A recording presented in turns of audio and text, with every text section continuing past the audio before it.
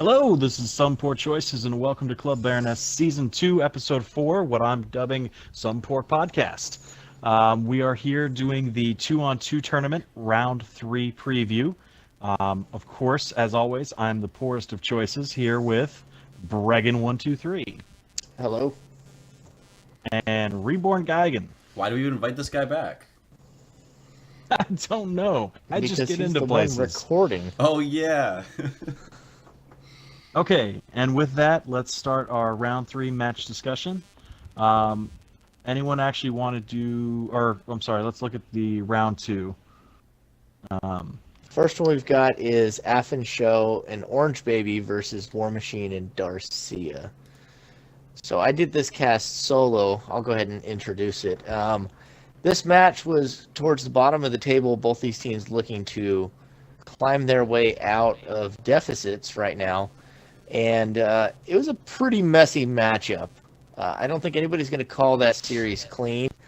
There's a lot of goofy enviros from both sides. We saw multiple reduced entropies, vicious balances, a lot of janky stuff go down. Not a lot of it super effective, though, because you didn't really see anybody get, like, super popped out or really crippled, except for once when the irregular rhythm was down. We did see that hit War Machine and Darcia pretty hard on City. Going forward, though, we did see a 3-1 in the favor of Darcia and War Machine for that series. Did you guys get a chance to see this one as well? I did. The only real point I want to add is there was not the most coordination between partners, between Affen and Orange. I know they like to play around and everything, but there was, I think, one deck where Affen's strategy pretty much crippled Orange and left them in kind of a 2v1 situation. So not as many out there. Of course, we did see out of Orange multiple enviros, which, again, I think if we stated before, as fun as it is, not the most effective strategy still. Veritable cornucopia of environmentals, as always. I mean, if there was an environment that was just random environmentals, I think that would be his favorite skill of all Oh my time. gosh, I would love that too. So I would like to make a little note here of just how much I love this thing that's happening. So we're seeing teams at the bottom, or teams that feel mismatched by their own decision, getting really scrappy. Like, we see a lot of boring technical play at the top, but all these environmentals and this race coming out, I love how deep people are reaching to try to find a way to get a little heads up. I'm going to actually quote someone. Did you just call me a bottom team? No, actually. I've got a quote on the opposite. This was, it was sent to me personally, but it's not really anything personal. Evolution said to me, I need to think of something really dirty to beat Bregan, because I'm not sure if I can beat him with technical play. I may be misquoting. This is not, like, read from a script, mind you. But that concept of I need to play something that gives me an edge is such a great balancer in a game like Phantom Dust, and I want to see more of it. Yeah, I think it's been fun definitely watching all of the teams here. We've had some really colorful ones, of which War Machine, Darcia, and Orange and Affen Show have both been fairly colorful teams. So it was, despite some, I don't know if I'd call it the highlight reel plays, but some gaff plays, we did see a lot of fun stuff go down there. A lot of skills that you don't normally see, enviros that you don't normally see. And it was a fun matchup. Did you have a favorite moment when you watched that one, Poor Choices? Not off the top of my head. There was a couple good plays. Obviously, I think one of the pickups that was made, I didn't think it was going to be able to get a pickup. Somebody got across the map, but nothing that really hits the highlight reel for round 2. Nothing against those games, but there are some very highlight reel worthy plays in some of the other matches. I love Jank. We're actually watching City right now, and gosh, like all the things that happen in this one. Like, we just saw this serial lingering flame jumping and purples and light blues and my favorite colors, basically. Well, I'm not sure if people remember how this one ended, but if you skip ahead about another 30 seconds or so, the ending of this game, let's see if we can catch that. Give us like another 30-second skip. I can't imagine it's too far now. Oh gosh, I can't remember how this ended. Yeah, so right here, we watch Darcia just killed his own teammate across the map with a railgun, and now he's going to try and make the pickup across the map. Orange Baby killed himself with a bloody ritual, trying to neuter the railgun, and Darcia just walks and falls off the map now. Oh gosh, yeah, I didn't see that off camera. I didn't realize what happened. No, yeah, off camera, Darcia railguns War Machine to death, and then jumps off the map. Bregan actually backs up in the recording just to see what happens because he couldn't remember. Yeah. Well, you can't really see it because it's off screen. That's why I think he goes back and plays investigative journalist. I like it. Yeah. You know what? Didn't say there wasn't interesting things. Maybe my definition of highlight reel is just a little different. You know what? Like, we're human. We make mistakes, and when you play stuff like that, you offer your opponents a lot of chances to make mistakes. Honestly. Yes. Yeah, there's a lot of moving parts in this kind of arsenals, and we did see it get really messy throughout the rest of the series. But that said, we can probably move on to the next matchup. Who do we got next? Pop Cranking Gur versus Filthy Knigget and Daffy Duck, known as the Filthy Ducks. I can take this one away. This was one of my favorite matches, especially just for how it starts off on Palace. So a lot of back and forth on Palace. I mean, Daffy and them get a little bit of an edge, but it just has the most tragic ending, with Pop trying to get some distance, literally gets safe, and then is taken out by errant trash. Just the most heartbreaking match. Pop and Gur do come back. Great laser play deck on Highway.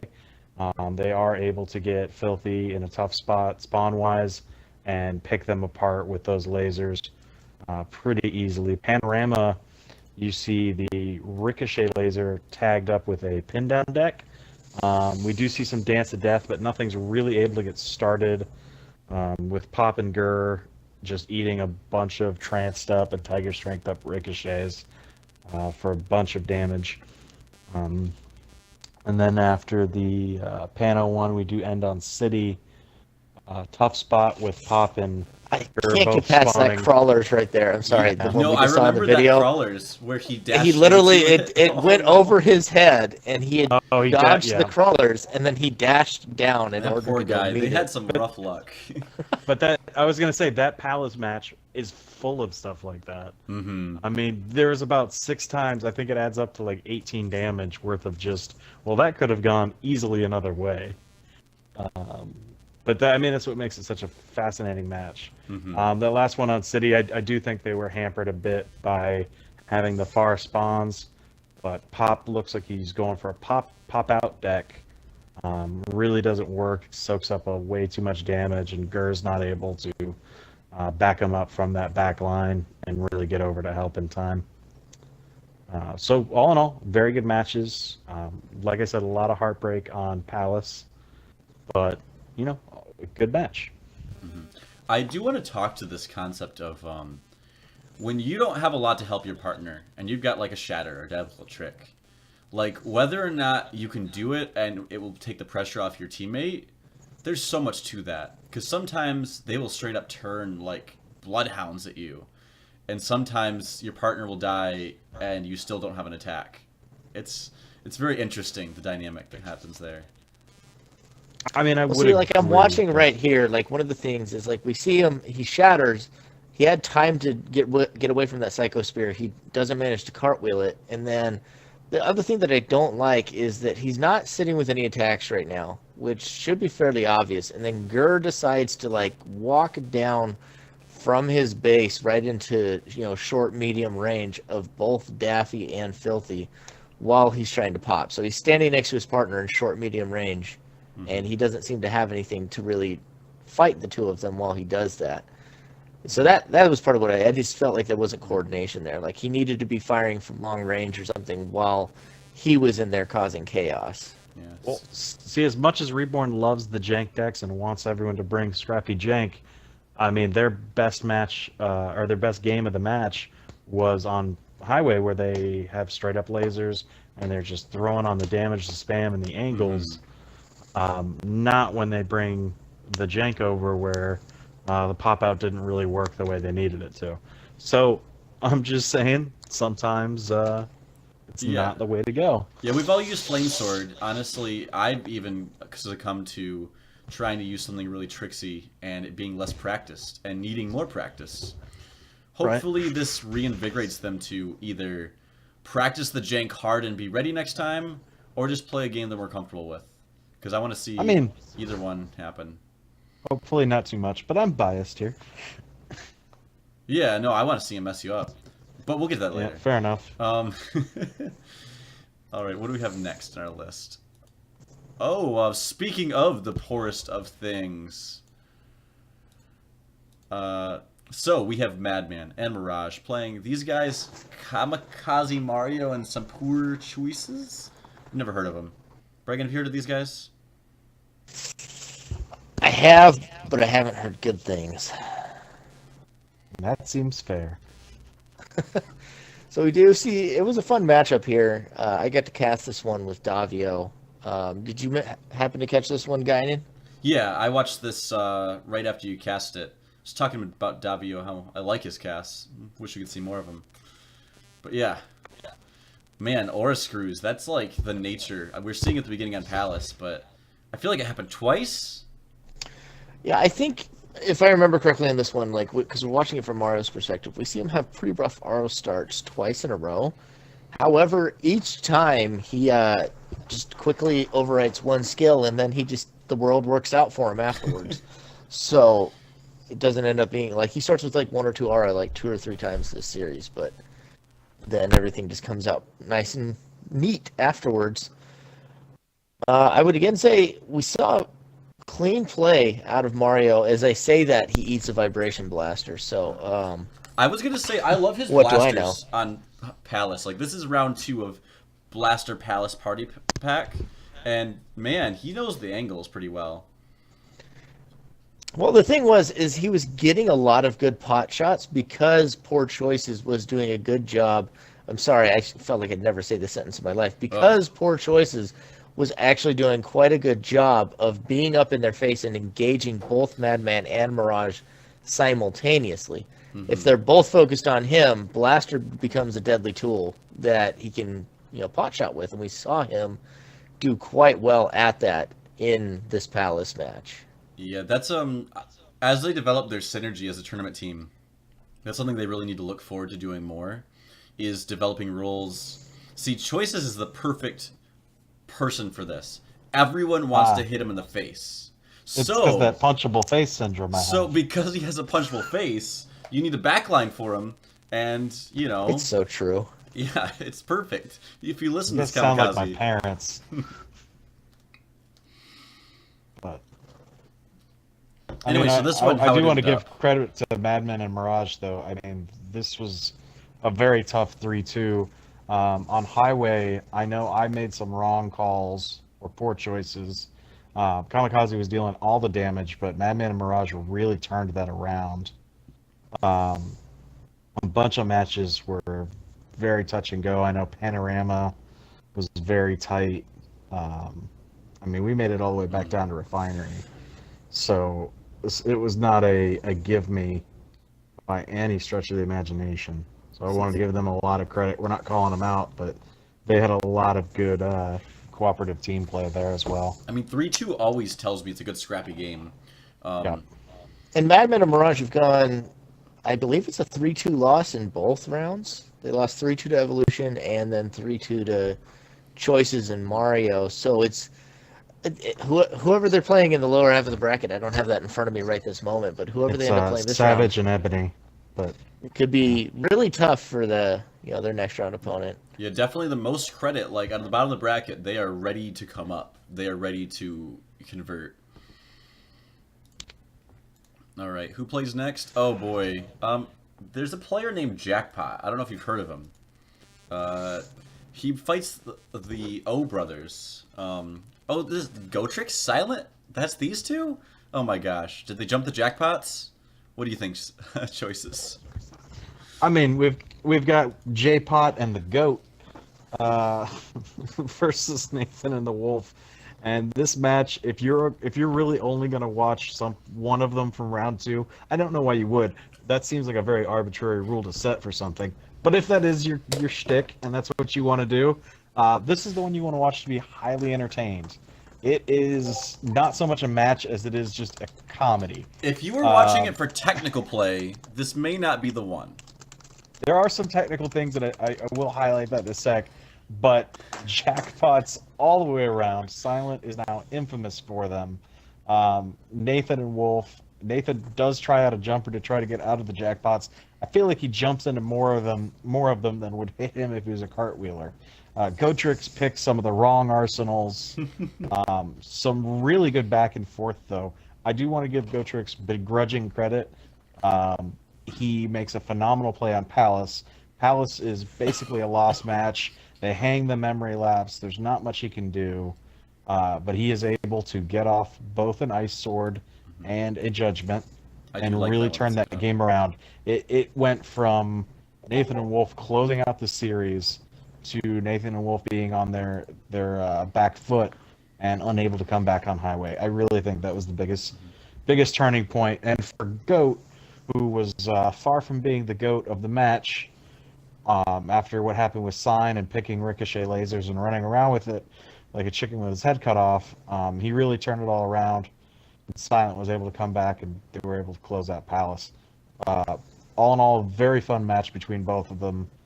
And I don't know, I'm looking forward to jackpots upon jackpots going forward. Honestly, I just wish we could watch these two play double cartwheeler teams every matchup. We did see Nathan play a jumper, but he might as well have been a cartwheeler for all the jackpots he didn't dodge. Even though they pulled out, well, they lost. For a second I thought they'd won in my head, but no, they didn't. They lost to a lot of jackpots. In fact, Jackpot was won series at the end of the series as well. But it's just reminiscent of the Xanxus Exus matchup from last tournament versus Silent and Gotrix, and just the jackpot memes get stronger every single time, every single round. It's absolutely wonderful when we get to watch it. Wish we could watch them play double cartwheeler every time. Some people feel that they are burdened by the meme. Silent lives to be the meme. I mean, it's true. I don't know what else to say about him. He just... Would you say it makes him whole? Oh, gosh. Ugh. And there's the level of puns that you could participate with if you show up to our next podcast, folks. That way we don't have to sit here and listen to his banter. Right? So, but as someone like Reagan might call this a comedy of errors, which isn't a very good line, but someone like Reagan might use it. We have to accept that both these teams adapted pretty well to ridiculous things happening. And we see Goat and Silent adapted a little better. Nathan and Wolf being the initiators of more of the silly things. But, gosh, when you think about Phantom Dust and all the scenarios that you're used to being in, oh, I have to cartwheel 3 ice swords to survive. Oh, I gotta pop them out without getting hit by a big bomb. Sure. But, like, these ice sword return to nature crap, like, this is the kind of thing you're not used to running into. So, best on them that they were able to overcome. Yeah, it was an impressive series by the end of it. I feel like, speaking of adaptation, I feel like Gotrix adapted well. Silent just had Jackpot and it still worked. But the ones that I feel like didn't adapt were Nathan and Wolf. We saw them break out their old friendship memory lapse deck, and they didn't show signs of really being able to take advantage of it. It's still linear. It's still basically just designed to do a lot of damage, and it can be hard to take advantage of that when there's not an easy way to pull the enemy out in the open to hit them. And we didn't see them really adapt to the jackpot either. Like, it's known that it's going to come out of Silent. Like, he has one in almost every arsenal. Like, I think he's at something ridiculous. Like, 12 arsenals have Faith, and every Faith arsenal has Jackpot. Like, and the ones that don't likely have Nature and an Earthquake. Like, that's just how Silent plays. And I feel like they didn't show up as prepared for it as they should have been. Yeah. I mean, both teams did run the same arsenal more than once as well. Mm-hmm. So, I mean, I think you see both teams wanting to do their own thing, very comfortable with the way their style of play, not adapting. Gotrix and Silence, though, was just, better at the end of the day, or they played it better. But I think that was a problem that Gotrix and Silent also had. Yeah, I suppose, just like you should have expected Jackpot, you also should have expected Memory Lapse, Friendship Arsenals, etc. We'll see in the future how they both continue to reflect on that and see what adaptations they can do to more known quantities they're going to run into. Next up, we have Doom and Kanye versus Murder and Jay. Picking this order so me and Bregan can be last to be made fun of. I don't know if made fun of, that's just my generic. So I'm definitely getting made fun of today. That's happening. So this is kind of a grudge match, right? So if me and Zixus is a grudge match, I think Murder has so much in beating Doom. Because we did it. He shouts. Remember, he's a screamer. This matchup, Bregan, you cast this, right? How'd you feel about it? So I really enjoyed this matchup. You may just want to call me a Doom fanboy, and maybe I am. Long time ago, I'll tell a brief story. A long time ago, before the re-release, whenever we were all still angsty, zit-faced teenagers, I had a superiority complex, and I thought I was really good at Phantom Dust. And no matter what I did, there was one player that I just couldn't beat. And so at some point, my ego had to accept that there was one person who was unequivocally better than me at Phantom Dust. And that's all I've been able to accept ever since. Everybody else. I'm so glad your ego's grown and evolved to the point where you can accept that there's so many of us better than you now. I really respect your personal growth. Well, tell me how your last scrim results went against me. Doom and Poor Kanye choices. and Jay and Murder. Moving on, though. So for me, it's a really fun match to watch because I just enjoy watching Doom play because there's players that outperform me in some other ways and have certain strengths. When it just comes down to a technical, brutal beat 'em up, just damage output. I don't feel like there's anybody that's quite on Doom's level doing that. And we saw a really high level team in Murder and Jay come up against them, and they had a week to prepare for it. And just it's like watching somebody let the monster out of his cage. He just came out, and it was brutal. We did see him take some damage. The games weren't necessarily completely one-sided because Murder and Jay are both good players. But watching Doom take them down, it was... Mm-hmm. It was definitely satisfying to watch. Something notable about this series is that we have Murder and Jay who recently started playing together. They put in some time for sure, but it's a recent tagging, right? Obviously, I had dibs on Murder, and Jay was with your 202, as they call him. And Doom also recently picked up Kanye, even more recently, to be honest. But what does Doom have a history of? Playing with tons of random different people. I don't think he's been in the same tournament with two people at the same time. Or, gosh, you know what I'm saying? The same person twice. Has he? I think he played in a couple of tournaments with Scorpion and a couple of tournaments with Ghostweed. But he's still got 4 partners on his record or something, more than pretty much anyone else. He has played with a lot of partners, and Doom is fairly adaptable, and that's another thing that Kanye is too. And we don't want to go through this and not mention Kanye, because this is his first tournament, period, tournament, 1v1 tournament of anything. And he was facing 2 really well-known, strong mechanical players.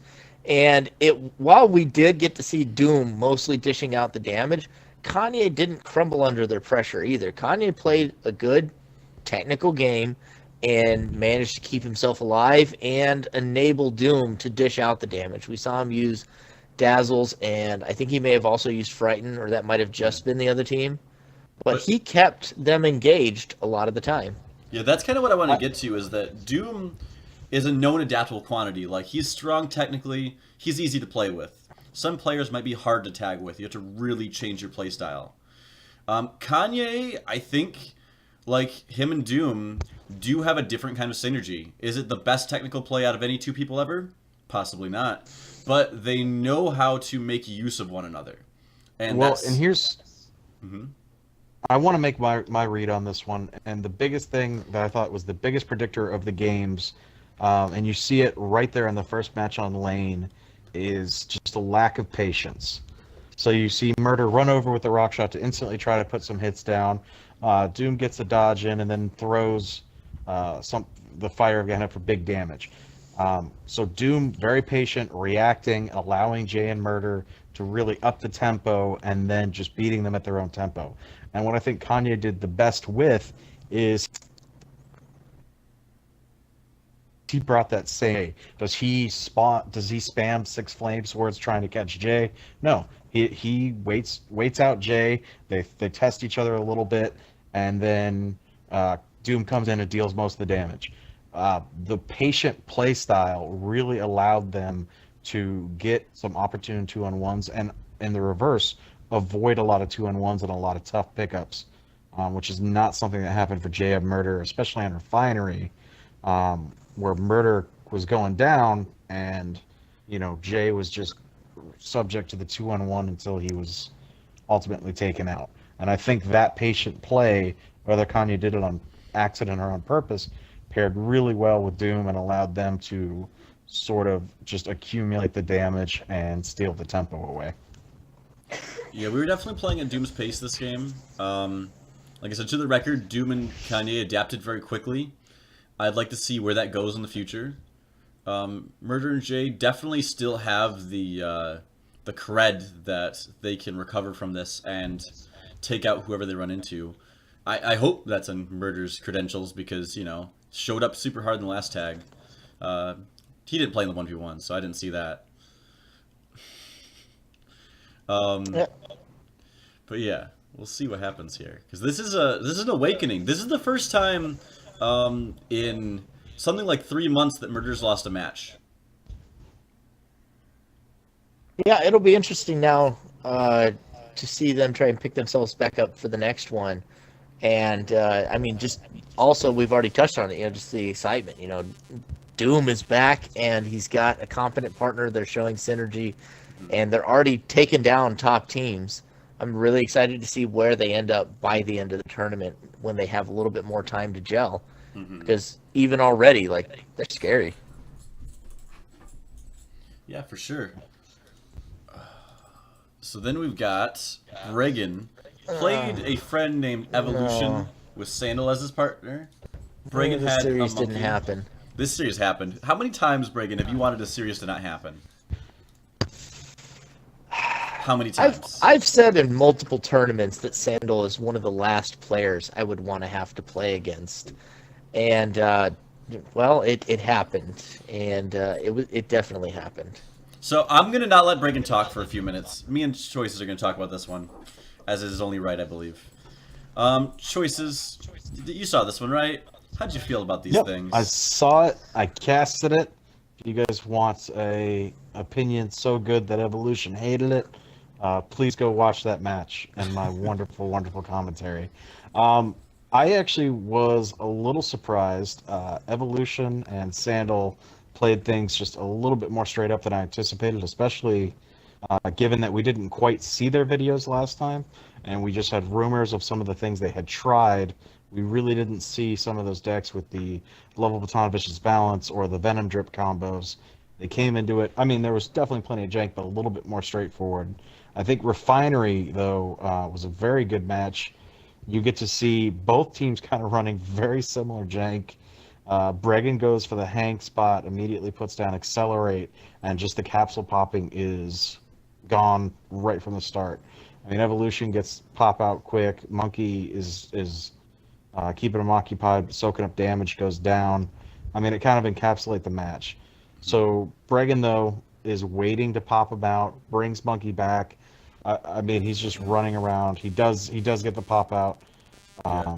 For the But credit, I think the whole match yeah. kind of just went that way, where you're just on the edge of your toes, like who's really going to control and who's going to react. And I think Bregan and Monkey were able to get them to react more than they had to react. And I think that's what kind of dictated the match. Yeah.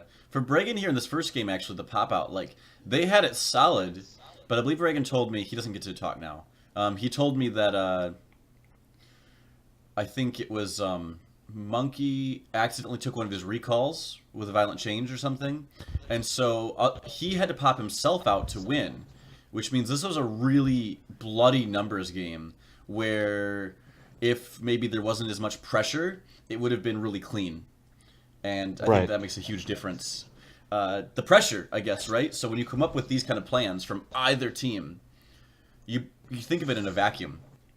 And this was an example of someone who thinks like jank trying to counter someone who does jank in multiple ways. I mean, yeah, but for a single fire of Gehenna, I mean, that match goes the other way. Bregan, you can give one opinion if you want. One opinion would be that I don't want to play Sandal anymore. Thank you, come again. I think that's fair enough. Both these teams, respectable. This was not clean for anybody, and that's good. When it's not clean near the top, that means we have teams that can really fight. I don't think they're fighting for getting in or out of top 8, but they're definitely fighting to be in a good position to win the elimination round afterwards, is kind of what they're looking for. Honestly, like, you're hedging ahead. And I'm excited to see what happens. And who do we got next? Oh, my match. I played that one. We don't need to talk about that. I don't need to. You guys go for it. Okay. I mean, if you don't want to, we don't have to. Okay. Just everybody knows this was a very highly anticipated match. We do have the grudge match going down. I will say, though, I didn't quite see the same players I usually am used to seeing. Xenxus and Zexus, for whatever reason, didn't quite play to the level we all expect from them. Most puzzling to me, though, was Zexus playing as a jumper, kind of going against what we had seen. Oh, sorry. Xenxus playing as a jumper. Am I the only one that knows how to name them correctly? But to note, Guinan and Xenxus, the, what do you call them? The grudge duo, both played as jumpers. So that's the change there. Yeah, and I have some opinions about that, but we didn't see that really work for him. We saw that kind of throw off his timing and his synergy. Really, I understand maybe he was probably trying to counter, and you and Math against double cartwheelers, I'm sure, had a bunch of crazy things planned, but it's not the sort of thing I think you could just pick up and do without getting punished for it. And unfortunately, I think he wasn't bringing the full 100, was a little punished for it. Nitpicking, that vicious balance looked like it was coming. If you'd Mephisto pacted for an amulet, I think this match would have gone a lot more easily for you. Instead of picking up that first Necronomicon. I mean, you're probably not wrong. I saw a lot of purple, and I've seen different purple from them before, so it could have been much of anything. Well, you'd already seen it now, and you have another Mephisto's packed, and you see that there's more purple. Like, I'm really surprised. It's true. You didn't. Earnestly, I mean, look at Bregan, not wanting to talk about his loss and talking about... Anyways, so to be honest... I didn't lose. I won that series. I don't want to play Sandal again, but I did win the series. So to be honest, I was playing a role that I had practiced a lot, but from Math's point of view. You see where Math's up there, like, going to slap him with something? That's where I'm usually in this matchup. So, like, perhaps Murder in My Shoes would have known to go for the amulet first. That's honestly just something I didn't try a lot. We picked this because I had a pretty strong read on him, and I think it paid off. Seeing friendships and Rian, I think there were more Rians to come. It was a really fun series, and the thing that we can't ignore is that I know these guys came in with a lot of prep. Xenxus and Zexus have been trying to expand their play style and break in a lot of new janky techniques. They came in with a lot of preparation. They wanted this win bad. And when we had questions about whether or not Math could show up in a high-pressure matchup, it doesn't get too much more high pressure than playing Xanxes and Zexes. And we saw both of these things happen, though. Math step up, and we saw Xanxes and Zexes, despite the expanded playstyle, they went down 3-0. Like, that's a rough loss. It is their first 3-0, or 0-3, I guess. I can't believe I'm actually sticking up for Math, because I like to have my fake rivalry with Math. But I mean, I Not I much didn't of a really have rivalry when you're somebody, you. Oh, boy. So anyways, you were saying choices.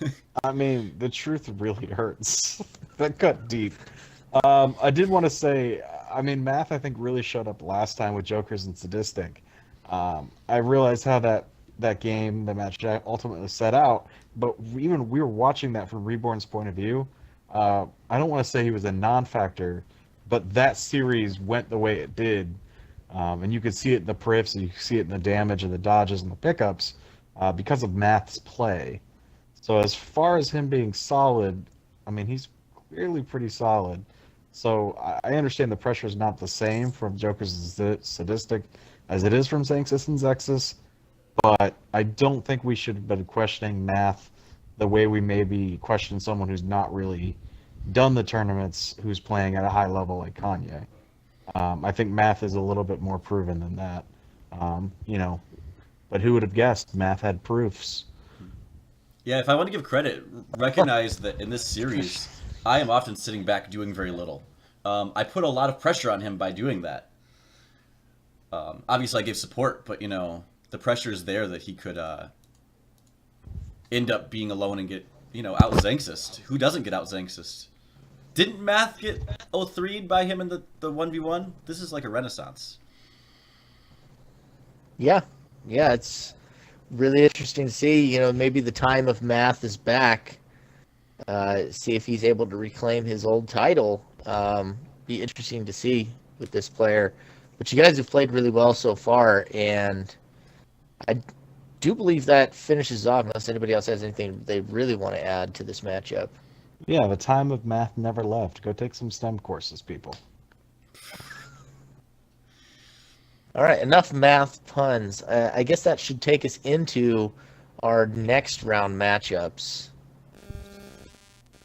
Yeah, so in the next round, first of all, we have to mention, it's mostly housekeeping, but because we lost a team, Jokers and his partner decided not to continue. Affin and Orange are going to have a bye this round. They get an extra week to prepare, to plan, to practice, or relax. We'll have one more bye in the 4th round. It's unfortunate, but we'll work out the numbers for you. All you have to do is play.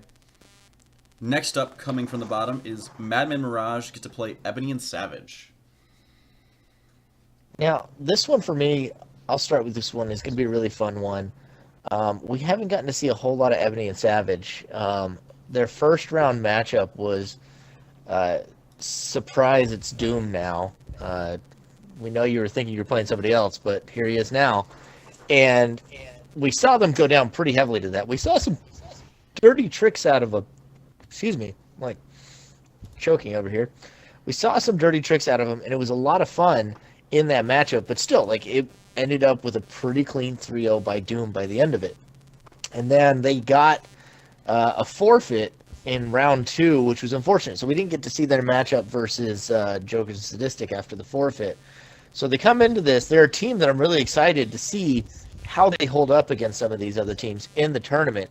And Madman and Mirage are a great mid-level team that has been really scrappy in both of their losses and been very close to 2 wins rather than 2 losses. Mm-hmm. So this is going to be one of my most hype matches of round 2, honestly. Really good. Honestly, so if we've talked about mad scientists, right? So if Sandal is the wizard of Phantom Dust, Savage and Ebony, these are like the warlocks, right? Like, they dabble in some dark magic. And that could come out in any form. And I'm pretty by sure I dark just magic played with and that by one. any form, we mean mostly vacuum wall and level erase, as well as some pops. Like, Hey, that's it's like the all darkest. it's all about the array shields with these guys. Having Tons just of it. played with Emily and breaking 6 array shields, the pain is real. And after you've broken 6, he's got recalls to bring him back, and then he's going to be diabolical tricking your base while you're trying to find another. So like it is painful to play these guys. I know I've also called it, one of the most obnoxious styles in Phantom Dust, the Ebony and Savage special. It's not unbeatable, but it is tough to face. Like it's not just easy. Like that is a tough style to face against. Yeah. Certainly. So what's like predictions? I think as much as I want to see Madman and Mirage get their first win because they've had so many close losses, I feel like this is not the best matchup for them. They got a little unlucky that Ebony and Savage had that forfeit, and it kind of pushed the numbers towards them playing them down towards the bottom of the table, because I feel like Ebony and Savage are probably going to take this one. I'm going to call a 3-1 Ebony and Savage. I'm going to go the other way and say 3-2 Madmen and Mirage. Of course, I'm a little biased because I did just play against them. But I think if they put in the prep work and you build something to get around, because Ebony and Savage, they don't need to change their recipe. We know what they're bringing. It's dastardly together. And when they're firing on all cylinders, they're very hard to contest with team. But Madmen and Mirage, if they put in some research, some time, and they build some decks to counter that, they definitely have the synergy and the chops to really take it to them and turn it around. Yeah, I'm honestly, while I love that Ebony and Savage is a first time, I'm seeing Madman and Mirage is super thirsty. Two threes in a row? No, they want to turn it around. If there's a team doing research, these are the ones that feel like they could have already earned a win, or maybe they should have already earned a win. And they're going to want it. Believe me, I watched them play Poor Choices, and they deserve to win there. Not biased whatsoever. Not biased whatsoever. Yeah, okay. Hey, Cool. Choices is the vettiest vet of vets, and they almost beat him, so that's something. Yeah, right. He my played often well in forgotten tournaments that matter. One day only Flash Battle Royale tournament champion. So watch your tone. No, what you should be saying every time we argue about this is just ask me, hey, Brigham, what tournament have you won lately? Oh. That's what you should be Wait, asking. ask me. fact I that want you also have- the Too shade. bad that your trash talk is so bad that I have to provide it for you. Wait, I want shade. Ask me that question. I want to use Fortress of Arrogance.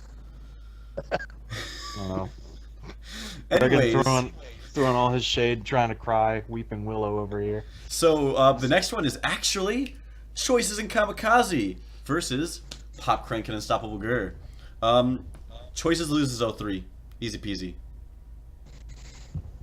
Or we can talk about it. Guinan with the analysis over here. I think that Poor Choices and Mario have had a really tough set so far. They are also a 3-2 or 2-3 team in every round they've played so far, and so since their series has been messy against other good mid-level teams, and we've seen Pop Crank and Gur really struggle in their matches so far. They had a good close series versus Gotrix, who is ranked 4th right now. We can't completely ignore that, but their last series versus, who was it this last round? Nathan Wolf. Nathan and Wolf. Nathan and Wolf. No. I meant Pop Crank and Gur. Who did they play this last series? Filthy and Filthy Daffy. and Daffy. I feel like they haven't had as strong of a schedule, and I'm not favoring them right now because they haven't really shown any growth in their synergy. And that's really going to be looking for it. If these guys can actually get together and show some growth and progress, because we see them play, we see how their styles could work together, but we haven't seen them work that out yet, in my opinion. Well, I'm going to pick me to win too. We didn't ask you. If Kamikaze and Choices win, they win 3-2. but I'm pretty sure they're going to 0-3. It's on video, so it's permanent. The next matchup, now that we can't argue against choices being bad. Good job, Kamikaze, carrying him. Keep blastering people. Our next matchup is Nathan and Wolf versus Darcia and War Machine. So, what do you think of that one? Why don't you take this one, Poor Choices? I'm going to take Nathan and Wolf in this one. I mean, we did say, some of the problems that we've seen out of Nathan and Wolf, kind of relying on some of the older stuff, 3-school arsenals, just the same pattern run a couple times. However, with Darcia and War Machine, we're looking at a very new team versus a very veteran team. And Darcia War Machine has, I mean, as far as opponents, 2 completely different levels of opponents here. You played Affid and Orange, and then they got beat by Jay and Murder. So it's hard to really match them up exactly when Nathan's played 2 teams kind of closer in parity with me and Mario and Goat and Silent, going 3-2 and then 2-3. However, I think, having the harder road, or at least more consistently harder road, really is beneficial when you get this far through the tournament, because it really allows you to grow and work on that synergy and everything else. I think just based on the veteran status, Darcia and War Machine are coming in just a little behind. So I do expect Nathan and Wolf to take it, but that's not to say I haven't seen good things out of Darcia and War Machine. A few highlights in their last game. I definitely think they can get at least a win, possibly 2. And if they pick the right maps, or they get the right maps where Nathan and Wolf are weak, I mean, there could be an upset there. What I think they need to do is embrace Jackpot as Lord and Savior. Mm-hmm. And we've already seen that Jackpot can beat Nathan and Wolf. If they bring Jackpot and they embrace it, maybe they pick up the win here. That's my prediction. I would like to give credit to War Machine that while Darcia's newer, War Machine's been around. This is a name that you've seen playing a bit. I can't remember if he's done tournaments, but either way, he's been in my room quite a while. He knows Nathan and Wolf from back in the day. And what it comes down to is I'm hoping he can apply that he knows that their arsenals have dust. Not just phantom dust, but I'm saying they're old. And there's ways around them. And hopefully 10 years is long enough to find it. While I want Nathan and Wolf to do well, I also want them to have a reason to yell at Wolf. So this is a hard one. I'm thinking Nathan and Wolf is probably going to win 3-2.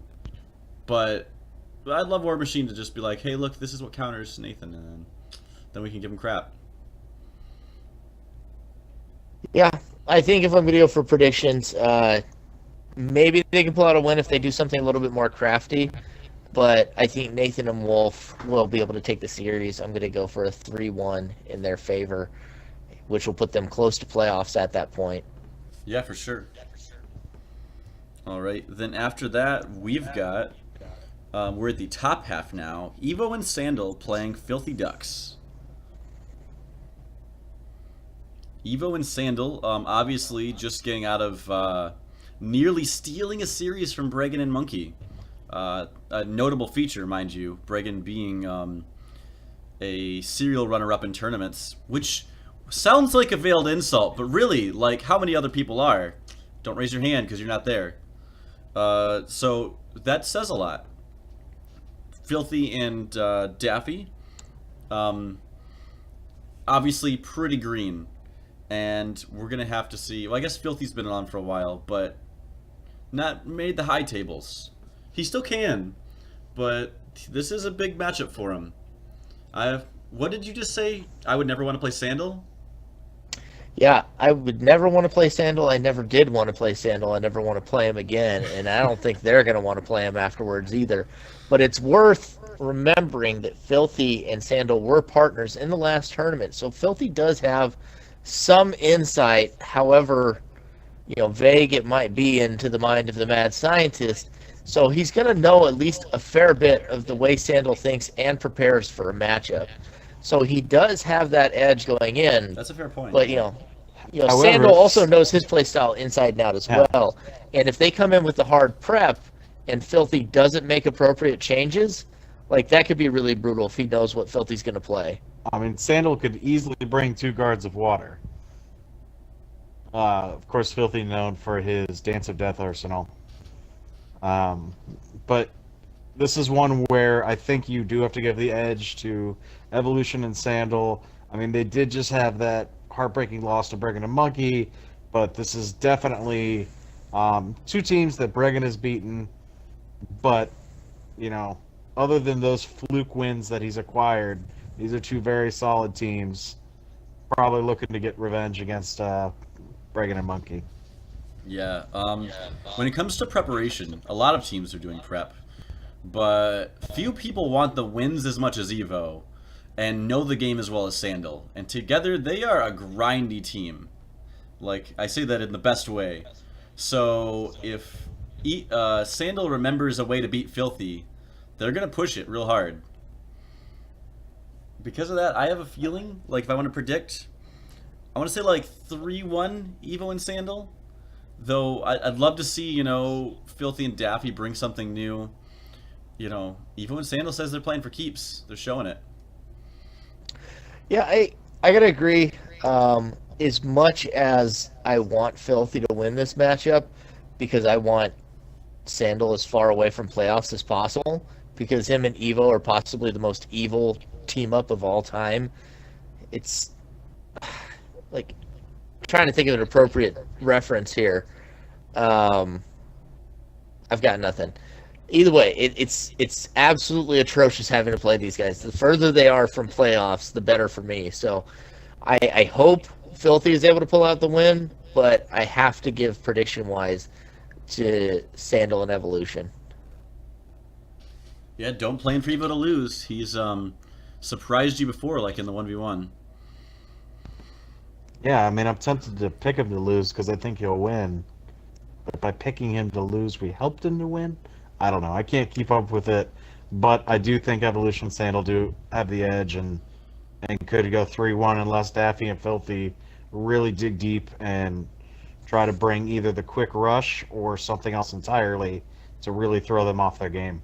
Mm-hmm. Well, Evo's one of those too. He works almost inversely. The more you doubt him, the better he's going to do. So the more we don't talk about him or just talk about his partner being good or anything like that, like he gains power the more you doubt him.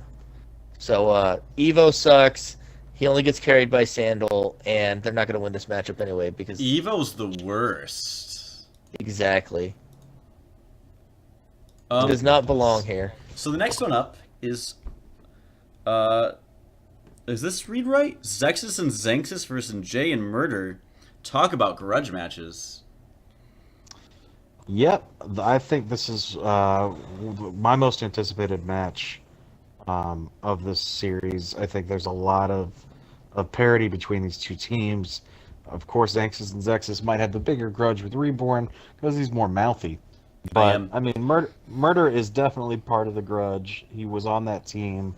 And Murder knows their playstyle just as well as Reborn. He doesn't always get the credit for the deck building, but he's clearly in it. He did ditch the podcast to go practice and prep, so clearly he's putting a lot of effort into it. Yeah, I'm going to give that away because you aren't here to stop me. Yeah, Jay was going to join us because he's a wonderful guest, and Mama Murder said no. But anyways, yeah, this is a matchup. I don't even want to predict this. Like, these are all wonderful players. What's going to happen? Yeah, so I like to think I've already got a name for this matchup. I named some of my matchups, And this one for me is the Salt Mine right here. Both these teams are pegged by almost everyone as top 4 or top 5, like teams to beat if you want to prove you're somebody in the tournament. And they're both 1-1 right now because they both had pretty rough matchups in round 2. I believe they both got 3-0'd. 3-0'd. Yeah. Exactly. I was going to get to that point. It's not just that they had a loss in round 2, but they both lost 3-0 in round 2. And I'm pretty sure both of these teams are not happy about that. And so it just the mine aspect of it is it just digs deeper and deeper because they're both such good teams. and one of them is still going to have to lose round 3.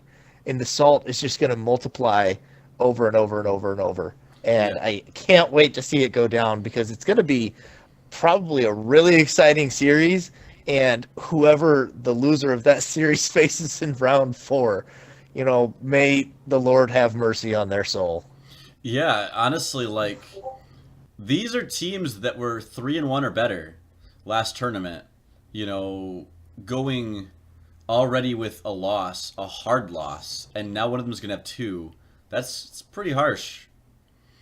Yeah, they're definitely going to come out swinging. I mean, I think we're going to see some of the stuff that we're used to. I think we're going to go less experimental, more buckling down. This is what we're good at, and really back to basics, which I think makes these teams more dangerous than when they're trying new and untested things. Is really just to fine tune their skills and pair it and synergize well. Yeah, I'm sure, like, worst case scenario, they pull out jackpot and everyone dies at the same time. Best case scenario, it's a really good technical match. And I like all of those. I don't know why that was best and worst. It should be all just good scenarios. Use jackpot, guys. All 4 of you. Yeah, no, I'm super excited to see this So- matchup. It's These It's gonna be crazy. last 3 matchups, this is where predictions are really big, and I want to hold both of you to giving me a number. so for this one, you want a number? Yeah, I want to know, and the next 2 also are pretty big. Note. Yeah. Xanxus and Zexus 3-1. Ooh, I'm sorry, Murder. Choices? Well, he loves to boot me from his rooms, so for that reason, I'm going to root against him. But I think it'll be closer. than that. This isn't who you're rooting for. This is who you predict. Yeah, you're most Yeah. likely if you're putting money on it. But I think But people have been unfortunately- confusing that in these podcasts. We're not rooting. This is our predictions. well, that's fine if you're normal, but I'm pretty sure I have psychic powers, and whoever I root for wins. So Somebody please fact check him. I'm gonna take Xanxus and Zexus. Don't you fake news me. Well- I'm gonna take Xanxus and Zexus, but I think it's gonna be much closer. 3-2, and I'm gonna say a 3-2-1. I'm gonna say there's gonna be a draw in there. I'm going to tell a little story. So earlier I said that Murder hadn't lost a match in like 3 months in tag, right? Because it was round 4 of Swiss, Xanxus and Zexus versus Murder and me. Last loss that we've had. And what happened after that? Murder came back with a frickin' vengeance. Like, he never wanted it more than after those games. I think that's where he is right now. And so if there's a chance of him winning, it's this scenario.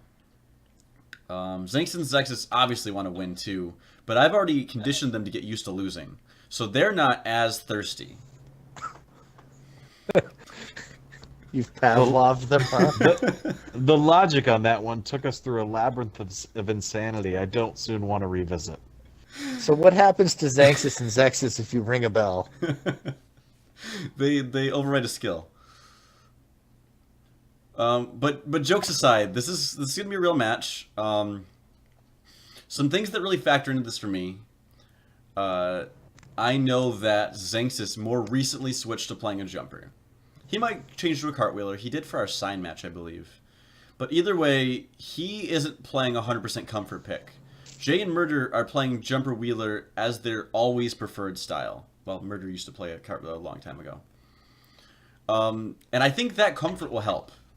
While they didn't have comfort playing together as a tag team, they did play casually a lot, and they've just always been like good buddies. I think Murder's gonna pull it through. Not because I want to, because I don't want to play him, but I feel like they could take this with a really brutal, like 3-2-1. Like it's gonna go long. So you agree with me on that point. We just have different teams at the top of the 3-2-1.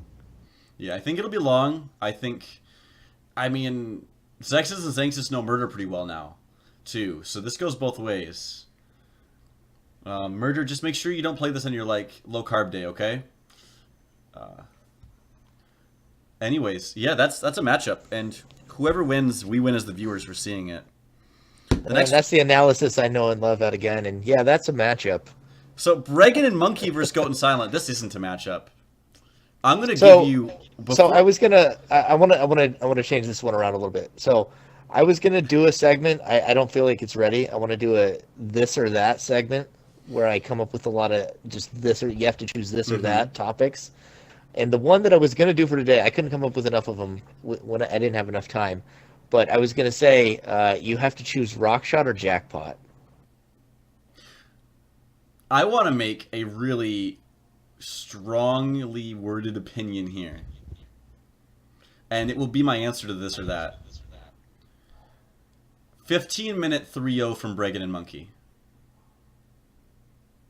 Ooh, Because you rock can shot. use rock shot in the air. It's I true. mean, I think when you guys are jumping and you're occupied on that, I'm hoping the crush brings you back down to earth or something. But that won't I deal any think we're damage. That's not how it neglecting. works. I think you're neglecting Gotrix and Silent's ability to Bring Ricochet do Laser on more side. than just Oh, yeah, sorry. do more than just jackpot. Just because Gotrix really kind of wasn't all there for every single part of that match, doesn't mean he didn't show up when he needed to, like with the Ice Sword and the Judgment.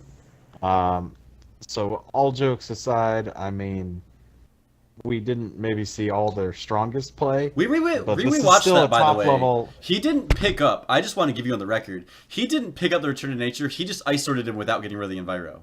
Didn't he? No, he did get rid of the Enviro. Oh, did he do it like a hand later? I can't remember. I'm just calling him out Yeah, for nothing. Either way.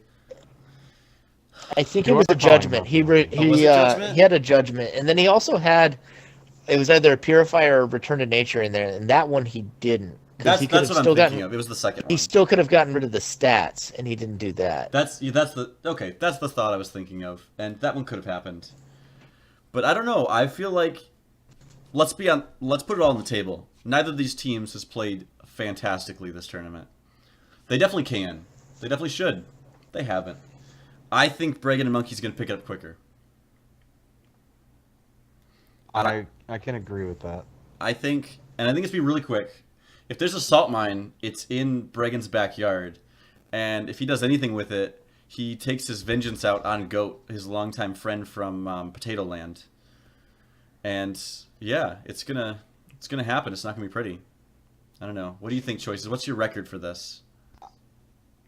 I think it's going to go 3-1, and I do think it'll go in Bregan's favor. But I think of those matches, we're going to see some very, very close ones that could go either way. I don't think it's quite the blowout that Bregan wants it to be, but I Okay. do think he is ultimately going to take it. Bregan, I don't want you to make a prediction for that because you can't. What I want you to give me is what do you think is going to be your biggest fuck up in this match? What are you going to do that's just going to like ruin a game? I'm gonna decide to flash hole a jackpot, even though we're both jumpers, and I'm gonna get hit by a psycho spear while trying to do so. I love it. Put that one down, Go. I want to see that happen. You know, and I'll take bloopers happen for everybody. I was joking with Math before while we were prepping for this last match. Not only did he guard of water my boost mine when he was on low aura, he also popped my capsules until I ran out of attacks on another match. This was not when it counted, but it happened. So if he can do it, Bregan can do it 6 times. Is my figuring. Yeah, and so I guess I'll add a little bit here too, because I feel like if we had a few more guests, we weren't quite able to get as many people as we would have liked today. That somebody would be a little bit more willing to step up and call it. But I feel like there should be some criticism leveled towards my play in the last round specifically, but throughout this tournament. And if I were a third party looking in at this matchup, I would say that there would definitely need to be some improvement seen from myself and my team, synergy-wise, before I would call this matchup so cleanly. Gotrix and Silent played together in the last tournament and placed 5th. They did quite well. And that pre-existing synergy, if they come in with some good planning, could be really difficult. What did Monkey get? Was it 8th, 7th, somewhere in there, right? 8th. So let's say it's 7th because they're eliminated at the same time, roughly. And you took 3rd, so that's also 5th. So this is 2 5th place teams fighting. By really bad logic. So because of that... Wow, that was a real leap. Okay, moving on to the next matchup. Shocking you guys couldn't get other guests. Look, the guests make it so I don't have to talk as much. Please join, guys. No, but seriously, all 4 of these people need to definitely show up harder. And I'm hoping this is the game they can do it. Prove me right, guys. Oh, you would pull up this matchup next for your video. I sure did. Yep. We're talking about There goes Monkey. Let's not talk about me. Me being Doom Kanye versus Math Guinan. We have a 6-0 in games versus a 6-0-1 in games. Top of the table right now. If Xanxus and Murder's my most anticipated match, this one is clearly a very close second. We do have 2 top-of-the-table teams. Doomsday, arguably one of the best players, whether you're looking at it historically or technical ability. Reborn likes to think he is also one of the best players. Probably not. That's not for me to decide, but that's his perception. Of course, you see Math, who's actually carrying that team, and Kanye, who is, not given enough credit. So I think it makes for an interesting dynamic. I do think that Math and Reborn will take this for the sole fact that Doomsday and Kanye, I don't know if they're putting any time to work on arsenals. And I know if Reborn is good at one thing, it is literally hitting the books, grinding it out, trying new decks, and coming up with strategies you haven't seen, won't be able to predict, and are very tricky to deal with. So for that reason, I'm going to give Math and Reborn an edge. But obviously, I'm expecting, stuff that was on Xanxus 1v1 with Reborn level, where we're seeing swords faked out just to test defenses. Once we see defenses, we'll see different attack combos. I'm expecting really high-level play, because that is where Doom shines. And I do think that is where Math has been doing really well as far as his melee and his aggro. Which I don't think we're giving him quite enough credit for. Well, one thing I'd like to talk about this matchup is we've been talking about rivalries and top-of-the-table matchups and things like that. The Xanxus-Guinan rivalry has been going kind of in the same direction for a while now. Part of what makes me really excited here is there was also this kind of Doom versus Guinan, Doom versus Murder rivalry for a while, and then Doom's partner kind of fell off the face of the earth. And Doom's come back now, revitalized, looking a lot better, looking a lot cleaner with Kanye lately. And it's, when we look at the teams we have right now, we have 4 2-0 teams right now. Myself, Gotrix, Guinan, and Doom and Kanye as well. So it's Guinan and Math, Doom and Kanye. And that's one of our matchups right here. And they are by far, the 2 best performing teams in the tournament right here. Because the way Swiss is supposed to work is by round 4, you're supposed to have the 2 best performing teams face each other at that point. However, we're going to see, in my opinion, in round 3, the top 2 teams of the tournament go at it before round 4 even gets here.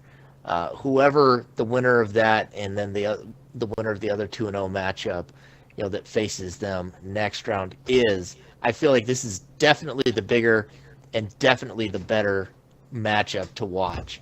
Like, these are the 2 teams that I think are really stomping their authority, because they've taken out other top tier teams with like complete dominance already.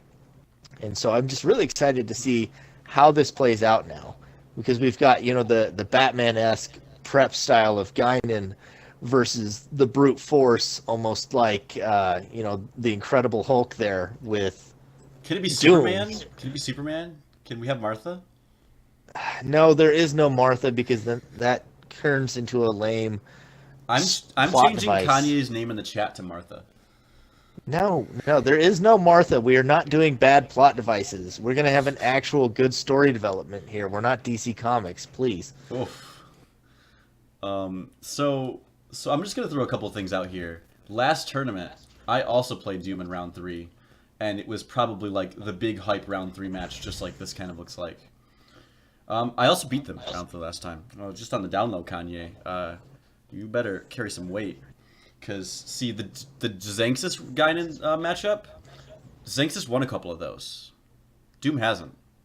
Kanye asked for some smack talk, so I'm just giving it to him. But as these go, the only personal horn tuning I'll give is that Xanxus has gotten their first ever 0-3. And that's something. Murder's used to getting 0-3.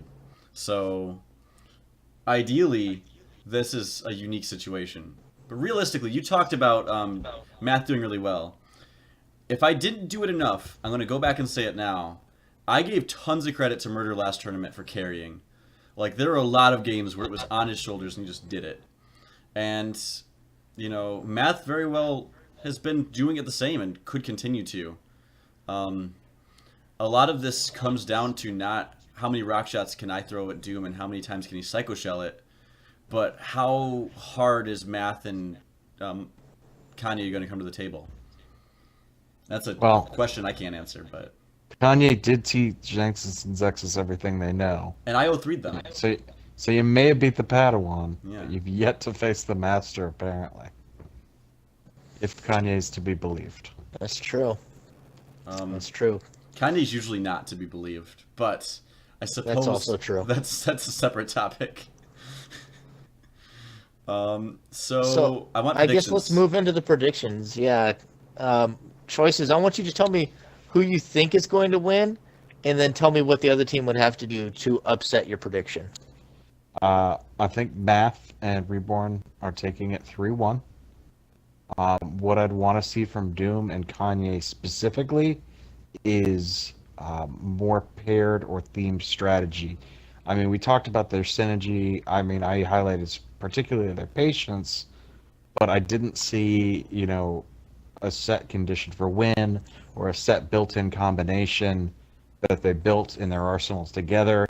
I saw them pick 2 arsenals they enjoy and use those to win. I mean, I might be having a bad read on this. Maybe they did, and it's just we don't get to see the prep work that goes into it. But that's my interpretation of what I saw is, hey, you know, that'll work, this'll work, let's just do it, throw it together. And they were able to elevate that with their technical play and with Kanye's patience and survival skills, but not what I'm expecting to see out of Reborn Math, which is, okay, well, I've got Vicious Balance, good thing we both started with Orb. I mean, level of stuff. So that coordination with the deck building, I think, could make all the difference. So how do they bonus? Yeah, if they do that. If they find a way to coordinate it very well, they split you up and then go for Reborn, 2v1. He's much squishier as a jumper, and then just deal damage to Math as he tries to make the pickups is specifically what I would do. I'm playing Amato this game series. Right. So I'm gonna have to say a similar thing. I feel like Guinan comes in with the better pedigree and, you know, recency of results. And while I really want to see Doom, the player that I've had to accept deep in my heart that I can't ever be better than, win this matchup, I feel like Guinan with the prep and with his ability to read them is going to have a distinct advantage coming into this. And so to answer the question the way I phrased it before, what I would need to see out of Doom and Kanye is Kanye making up for Doom's lack here, because Doom is almost always going to play pretty much the same. Like, he may make different arsenals, he may use different schools, but he's coming in with big, heavy damage attacks, and he's going to be a monster damage dealer. That's how Doom plays. That's how he's always played. He doesn't really, you know, go for a lot of the finesse. Like, he may even just come in. I've seen games where he'll do nothing but follow you with just a hyper kick, no tiger strength, nothing. The opti's laid down, and he just follows you with a hyper kick, and he'll 20-0 you with just a hyper kick. Like, he finds a way to just dish the damage down. Like, you know mostly what to expect. What I want to see is Kanye being able to show that he can deal with Guinan's reads and find a way to counter it. Because if he can deal with and counter what Guinan has set up, or whatever Guinan decides to do to counter them, then I feel like they have such a good chance. But it's really tough to say whether or not he'll be able to do that against Guinan, who's legendary for doing that himself. So to counter the counter, you have to counter it. Basically, yeah, it got a little convoluted. All right, yeah, no. Honestly, either way this goes, a team is getting their first game loss of the tournament, probably. Probably both of them. I mean, I don't think anyone will predict this 3-0 either way. Not that I don't want to. I just, have a little more respect than that for Doom, and Kanye's not that bad. Yeah. Snap. So what's some... So we've got these predictions out here. What were your last few questions you had to spice this up? Yeah, I had a few fun questions for us here at the end. So I sent these to you guys before, and I want to preface the first one a little bit. The question is, who is round three's biggest loser? And this is a wide definition. It could be someone who got the worst draw of round three, like has the worst matchup. Do you mean previous round 2 or coming up round 3? In round 3. Okay, this who round will be? Gotcha. Like it could also be like like they end up say like round 1, Ebony and Savage would have been a really easy one to say because they had to play Doom all of a sudden. For sure. At the very end. So like that's a good example. Like they had a really bad matchup, or they've had bad luck in previous rounds. Pretty wide definition of who round 3's biggest loser is. Yeah, this isn't supposed to be like who's crappy. I'm going to give this one a whack because I'm going to pick a genre. The biggest loser in round 3 will be people who have suddenly decided to switch their play style.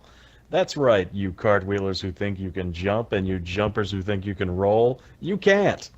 And we've seen it in round 1 and 2, with Reborn getting hit by Thor's hammer into gravity press and ultimately sucking, to Nathan jumping right into jackpots. And Xanxus doing all sorts of bad things as a jumper. Stop it. You are wrong. I appreciate it. I would like to mention how many vibration blasters I jumped in that last game, but I'll leave that with you because I don't think the general consensus is wrong. So I've got one. The biggest loser is going to be me. We're going to start on Highway. I'm going to get a 0 or a start, and they're going to have Dazzle Blaster. That sounds familiar, actually. Happened last time, and it's going to be like verbatim again. Same thing. And I'll pick Cartwheeler, maybe on accident. Maybe just because like I'm used to it. I'll pick a Cartwheeler and then I'll Dazzle. That's what's going to happen. Well, if you pick the Cartwheeler, you somehow manage. I guess since we don't have as many people on the cast today, I'm going to offer some of my own answers to these. Mm-hmm. And I always forget to look up my own answers to the questions I prepare, so this is great. But this one's actually fairly easy once I looked at the list. And it's going to probably, anytime somebody asks me this question, it's going to be whoever has to play Sandal and Evolution. And in this round, it's Daffy and Filthy. And so those poor bastards are the biggest loser of round 3, in my opinion, because due to their record and previous play, they have to play those two. Okay. Agree? Disagree? Anyone? No, yeah, I could see I that. would agree. Any comments? I think Jay, Murder, Xanxus, and Zexus are kind of in a similar boat that they have to play each other. That's true. I'd argue that all 4 of those could also be argued as the biggest loser of round 3. There's actually 2 interesting ones because I want to talk about Bregan v. Goat and Murder v. Xanxus both being, wow, we had some unfortunate things happen. And possibly both having a little bit of, I don't know, someone's going to have, 2 losses. That's crazy. Yeah. Yeah, it's crazy to think those teams would have 2 losses by round 3. So, next question. Which team has been the biggest bust for you in the first 2 rounds? I'll start with this one. I think is unfortunate, but I want to say I wanted more jank on Evolution and Sandal. When I say a bust, I mean on a personal level, right? Not just like their performance. Obviously, they didn't perform terribly. Yeah, again, this is a wide definition. It But doesn't necessarily mean but the man, shittiest like team or anything. I was, Sandal would talk or Eva would talk to me like, "Hey, does this work? Can I do this kind of jank?" And I'm like, "Please try and tell me how it goes." And he's like, "Are you sure? Because I could just play Turbulence Flame Sword." No, I wanted the jank to happen. Bring it out. And so I'm the biggest loser for not seeing that. I don't know. 4 choices. I mean, it's tough because you're kind of looking at the matchups and you can see how it got there. I mean, Jade murders X's and Zexus all having that loss. I mean, it's not quite what you expect from them, but then you have to look at who they took it from, and those matches could have gone either way. I don't think that we're really surprised that. I mean, one of those 4 teams we kind of put towards the top, you knew that 2 of them had to lose if all 4 play each other. So for me, I still think Madmen and Mirage are a better team than where they're sitting, and I expect them to come up with a win. Although I'm glad it wasn't this week, but I expect them to come up with 1 or 2 wins in the following weeks. Did you just like segue without a segue? Yes. Okay, just checking, because I lost your train of thought for a moment. You were talking about teams who were unfortunately losing, Wait, and then you brought up Madman Mirage. You can't find my logic, but you took us on how many weird trips? Look, I am the king of road trips, and Bregan, biggest Objection. bust. Leading the podcast. Biggest bust for you. Biggest bust for me has got to be Xanxus and Zexus. And I know it's probably going to hurt even more after they're already salty for me to say that. But they didn't look great in round 1 against the team currently ranked last. And their round 2 performance, while not abysmal, wasn't up to the same level we usually expect. And the Lethal Weapon 5 rematch didn't live up to its hype in the way that I'd hoped. And so for me, they have been a bust. I mean, no takeaway from Math and Guidance. They played excellent in that series. And Xanxus and Zexus didn't exactly roll over, but we're not seeing the same level of play we're used to seeing out of them. I can So see let's that. see. Unfortunate, but probably true. Next one is, I'm just taking the question. Which team has outperformed your expectations? Choices? Why don't you go first? Choices. Yeah, Nathan and Wolf probably because they beat me. Gotrix and Silent though is probably who I would pick for that. I mean, they were a top 5 team, so you would expect them to be towards the top of the bracket. But at the same time, I don't think they've yet to bring their A game in these matches, but they are still coming out with wins. I mean, they've landed themselves solidly in the top 4, and you've seen, even if they're not really burning the candle at both ends and trying new this and new that, that they are still solid enough to, when they're throwing it together, come up with the win.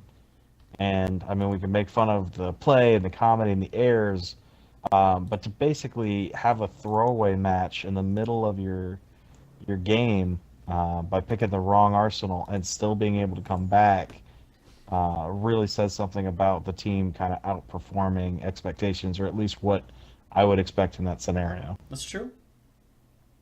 Bregan?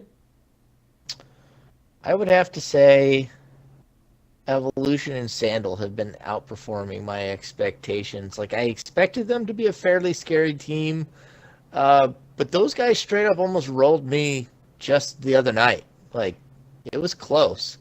It was a lot closer than I think it should have been, given previous tournament results. And as much as I like to joke about, man, I hate playing Sandal and Evolution, like, we had the wrong read on them. Not only because, you know, they're known for the jank. Like, it's just scary to play them because of the possible jank and crazy combinations.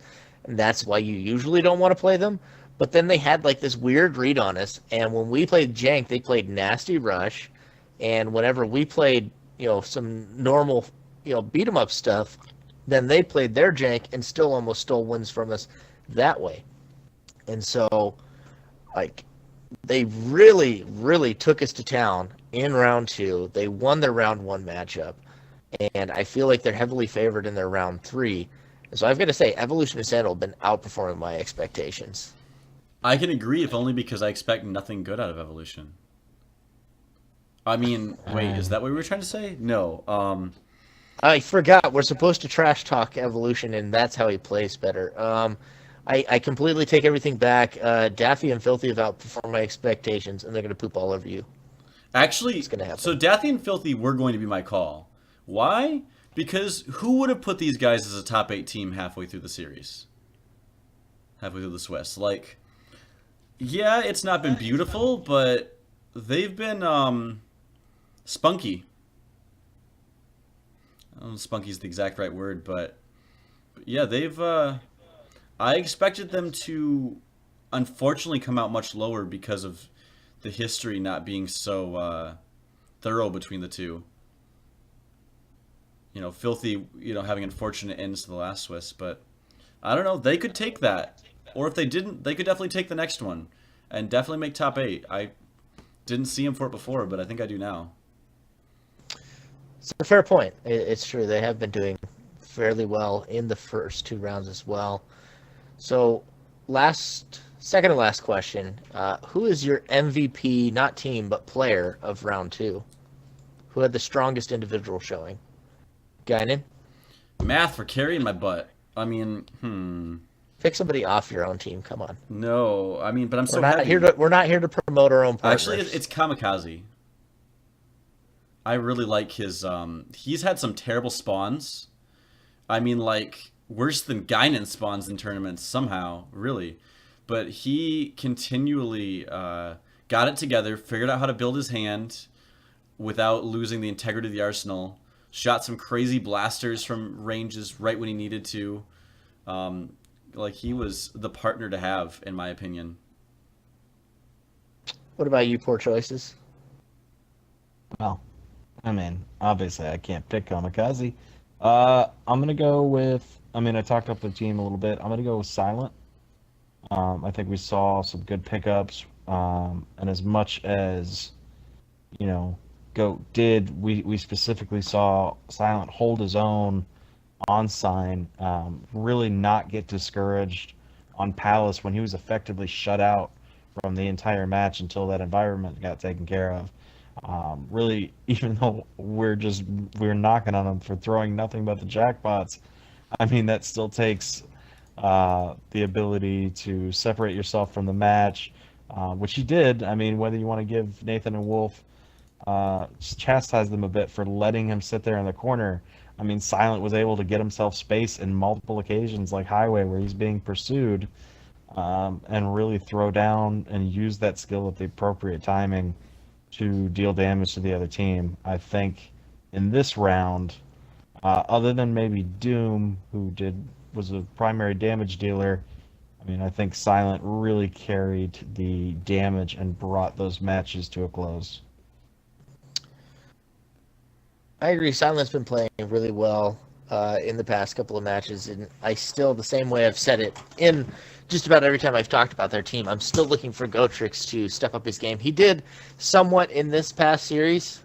He did a couple of really clutch things in being able to salvage certain bad situations, but Silent has been the carry of that team so far.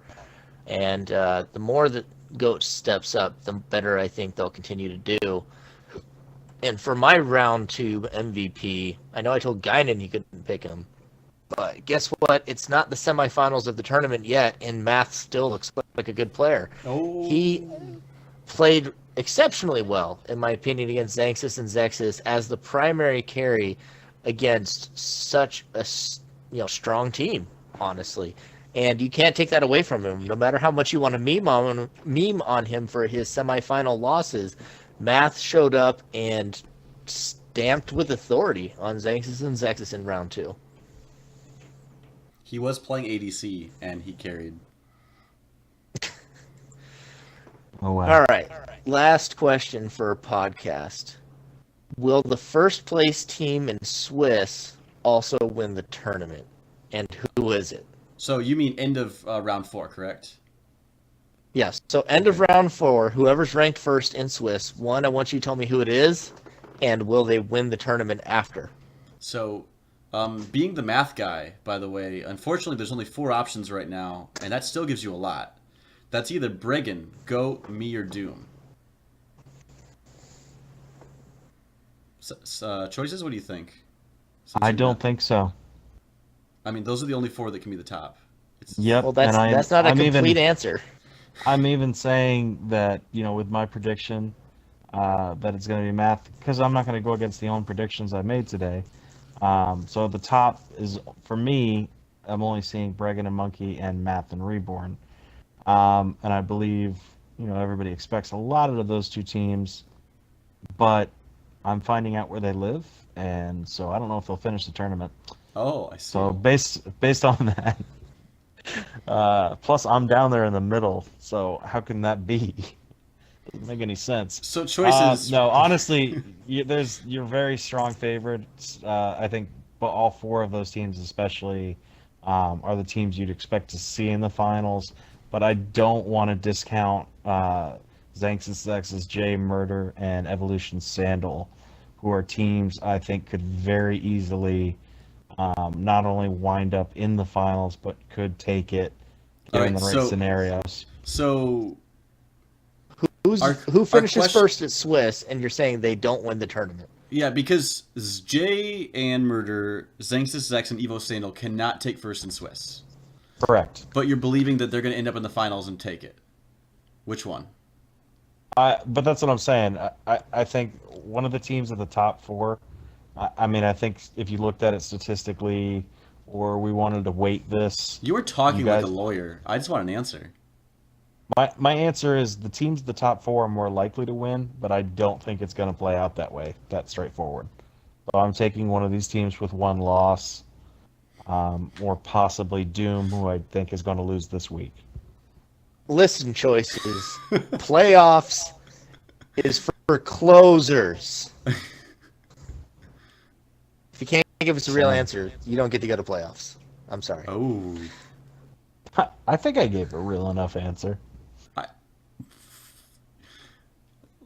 Poor choices with the legal loopholes. Guinan, who finishes first in Swiss, and can they win the tournament after? Go when Swiss loses to Evo. Okay, but that could happen, and I would be okay with it. But realistically, Low percentage outcomes. 3%. What's wrong with percentage outcomes? That's statistical likelihood. I think I'm going to be in the finals with Bregan after I take first in Swiss, and Bregan's going to take it. Ooh, after Bregan's ugly showing in round 1 and 2? And in the 1v1? And just in case you forgot. How far did you make it in the 1v1 choices? I'm curious. Look, so we didn't realize this anime protagonist has a season 2. That's why they didn't finish the storyline. And this time he has a small squeaky mascot that rides on his shoulder. Oh my gosh. So I don't know. I wanna give Bregan credit, because when Evo gets angry because you don't give him credit, Bregan just gets more rocks. And we know what he does with rocks. He shots them. I believe we've called him the Sultan of Shot. So time out. So now at this part of the podcast, you're just complimenting Bregan until he gets his rocks off? Is that You know what? literally what's happening? With that, thank you for listening. We'll have matches starting as soon as tomorrow or tonight, I believe. Stay tuned for all the videos, and thanks for playing. Have a good night.